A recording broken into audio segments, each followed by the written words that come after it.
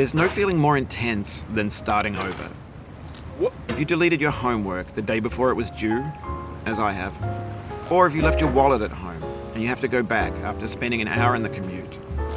If you won some money at the casino and then put all your winnings on red but it came up black. If you got your best shirt dry cleaned before a wedding and then immediately dropped food on it. If you won an argument with a friend and then later discovered that they just returned to their original view. Starting over is harder than starting up. If you're not ready for that, like if you've already had a bad day, then what you're about to go through might be too much. Feel free to go away and come back. I'll be here. Alright, thanks for coming with me on this trip.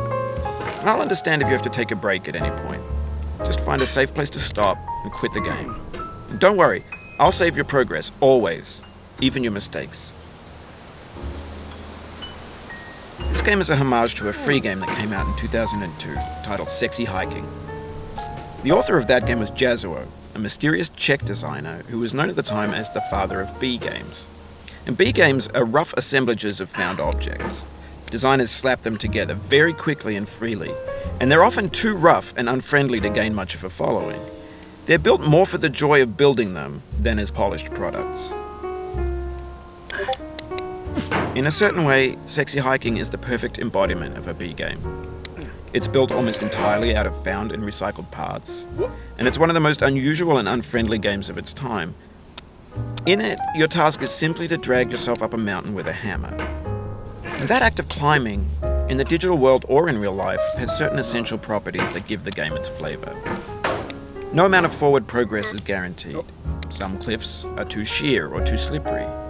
And the player is constantly, unremittingly in danger of falling and losing everything. Anyway, when you start Sexy Hiking, you're standing next to this dead tree that blocks the way to the entire rest of the game. It might take you an hour to get over that tree, and a lot of people never got past it. You prod and you poke at it, exploring the limits of your reach and your strength, trying to find a way up and over. And there's a sense of truth in that lack of compromise. Most obstacles in video game worlds are fake.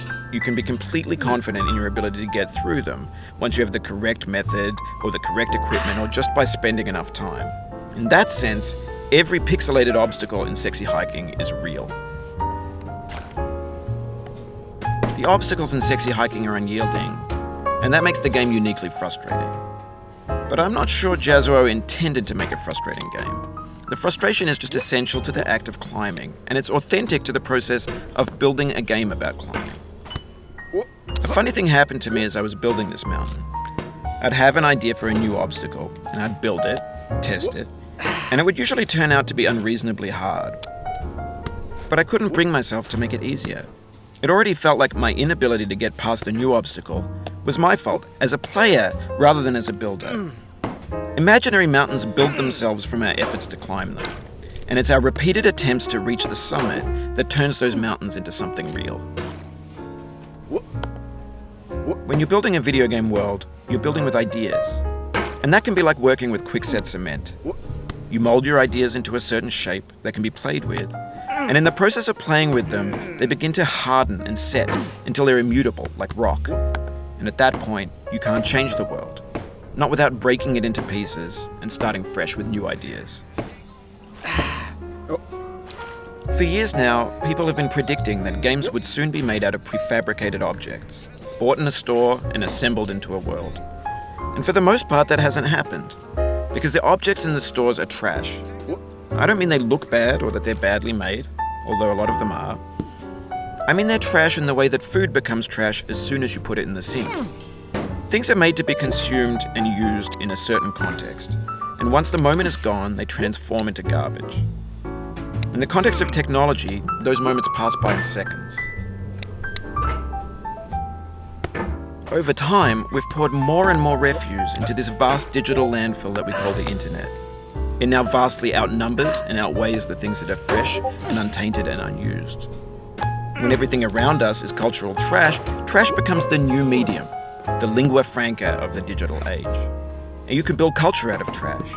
But only trash culture. B games, B movies, B music, B philosophy. Maybe this is what digital culture is. A monstrous mountain of trash, the ash heap of creativity's fountain. A landfill with everything we ever thought of in it. Grand, infinite, and unsorted. There's 3D models of breakfast, Gen X's fanfic novels, scan magazines, green screen Shia LaBeouf, banned snuff scenes on LiveLeak. Facebook's got lifelike bots with unbranded adverts and candid shots of Kanye and Taylor Swift mashups, car crash epic failed GIFs, Russian dashcam vids, discussions of McRibs, discarded, forgotten, unrecycled, muddled, rotten, untitled. Everything's fresh for about 6 seconds, until some newer thing beckons, and we hit refresh. And there's years of persevering, disappearing into the pile, out of style, out of sight. In this context, it's tempting to make friendly content that's gentle, that lets you churn through it but not earn it. Why make something demanding if it just gets piled up in the landfill, filed in with the bland things?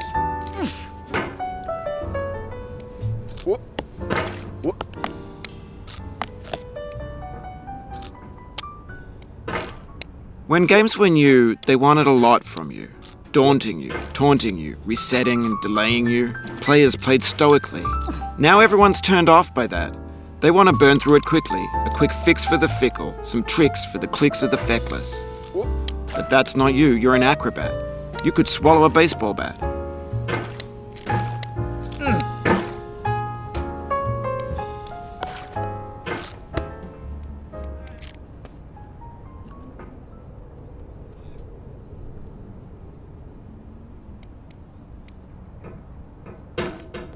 Oh, you just lost a lot of progress.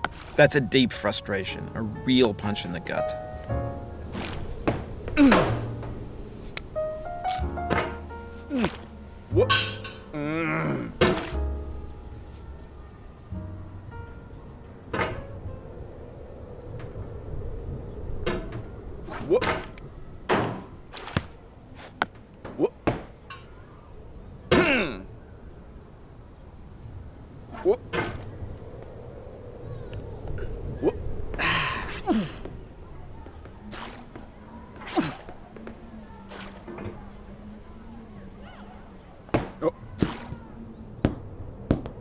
Oof, sorry about that.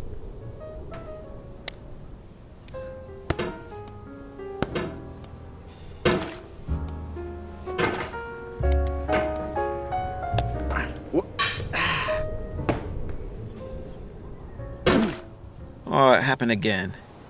Keep on trying, don't let it get to you.